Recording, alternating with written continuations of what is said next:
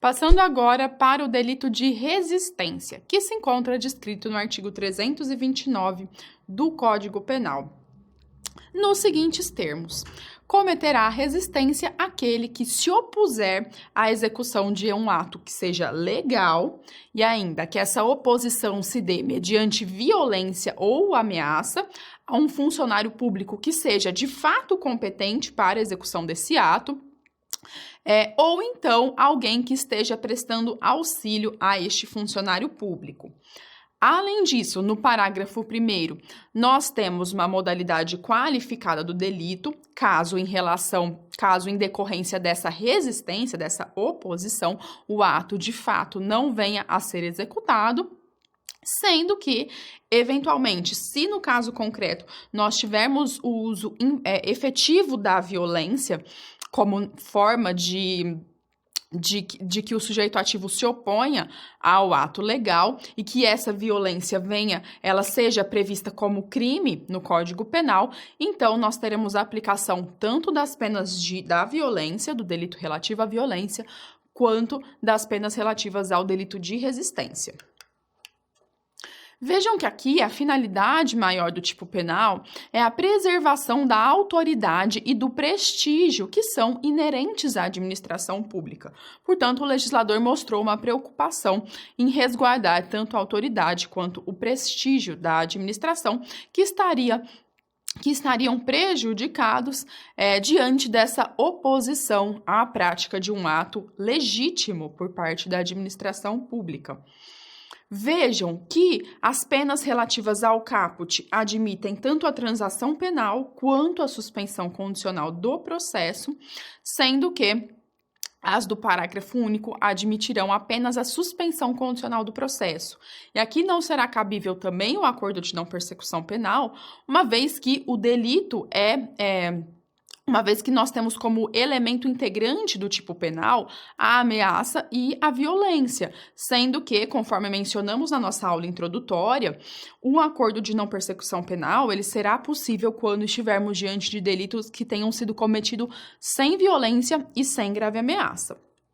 Dando continuidade, então, trata-se de um crime comum, conforme nós mencionamos também na nossa aula inaugural, de modo que qualquer pessoa pode ser o sujeito ativo, inclusive uma pessoa estranha à execução daquele ato legal. Então, por exemplo, um pai que se opõe à prisão legítima do filho.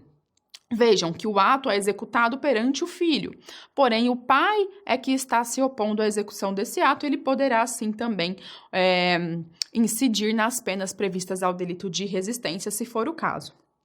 Além disso, a conduta basicamente é essa oposição, opor-se à execução de um ato legal mediante violência ou ameaça. Portanto, é uma oposição ativa. Nós não temos a possibilidade de resistência passiva.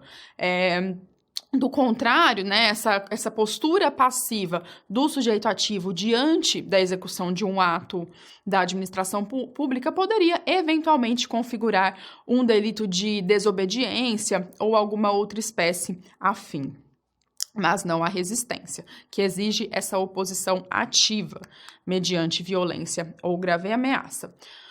Portanto, nós temos então como pressupostos a configuração do delito essa oposição mediante agressão, seja uma agressão mediante violência ou ameaça, e aí eu ressalto novamente que se trata de uma oposição positiva e ainda, pessoal, outra ressalva importante aqui é no sentido de que, num caso concreto, pode ser que, eventualmente, essa ameaça e essa grave violência, ela venham a atingir mais de um servidor.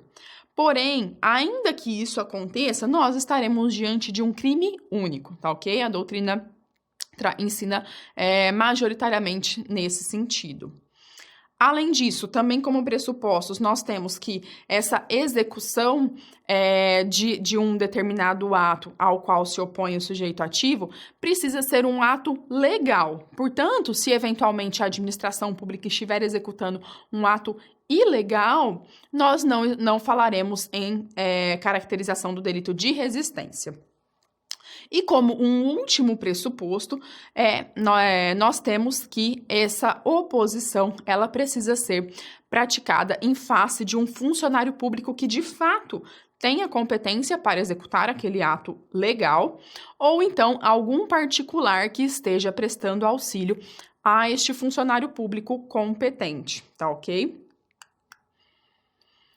Nós temos como modalidades puníveis aqui apenas as modalidades dolosas, novamente, não há possibilidade de delito culposo, sendo que o momento da consumação se dá justamente com a prática efetiva da violência ou então com a prática da ameaça.